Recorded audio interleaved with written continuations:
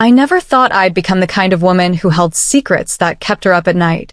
Yet here I was, mid-40s, married, and invisible in my own home. My husband's business trips had become longer, and even when he was back, it was like living with a polite stranger. We shared a house, a name, and a history, but not a life. The walls of our beautiful home echoed with silence, and behind my smiles and perfectly arranged dinner tables, I was fading. It all changed one spring when Aiden, my 22-year-old stepson, came home from college. I'd raised him since he was in middle school. We always had a respectful, quiet relationship. But something had shifted. He had grown into a man. And the way he looked at me wasn't quite the same. At first, it was subtle. A longer glance, a warmer compliment. "You look beautiful today," he said one morning. I laughed it off, but my heart did something it hadn't in years. It fluttered. Soon, we found ourselves spending more time together. Grocery runs, late-night TV, long talks on the porch. He listened. Really listened. He saw me, not as his stepmother, not as a housewife, but as a woman who had been forgotten. One night, a storm knocked out the power. We sat together in the soft glow of candles, sipping wine. He spoke of feeling lost, of how being home gave him peace. Then he said it. "You don't even realize how incredible you are, do you?" The sincerity in his eyes unraveled something inside me. I didn't stop him when he held my hand. I didn't move away when our lips met. It wasn't rushed. It wasn't wild. It was slow, aching, and full of the kind of emotion I had long buried. But when it ended, the guilt hit me like a wave.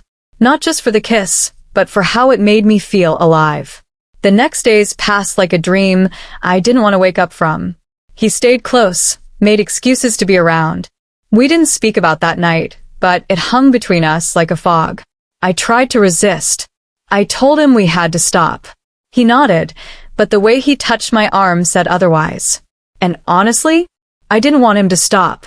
He made me feel seen, heard, desired, everything I hadn't felt in years. And with each passing day, my resistance broke. It wasn't planned. It was inevitable. I was no longer the woman I used to be.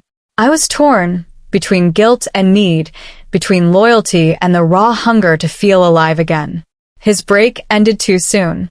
When he packed his bags, the weight of what we'd done settled in like dust that would never be cleaned. The night before he left, he stood in my doorway and whispered, "I don't regret anything, but I don't want to ruin your life." I couldn't speak. I didn't need to. The next morning, he left quietly. No promises. No goodbyes. Just the silence of something too big to name.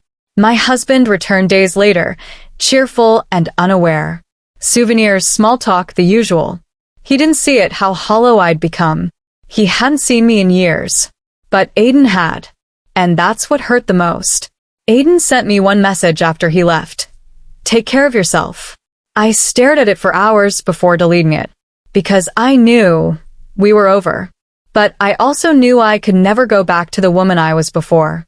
Now I live each day pretending nothing happened. But everything did. I wear the mask of a wife while mourning a version of myself I'll never get back. The true punishment isn't being caught.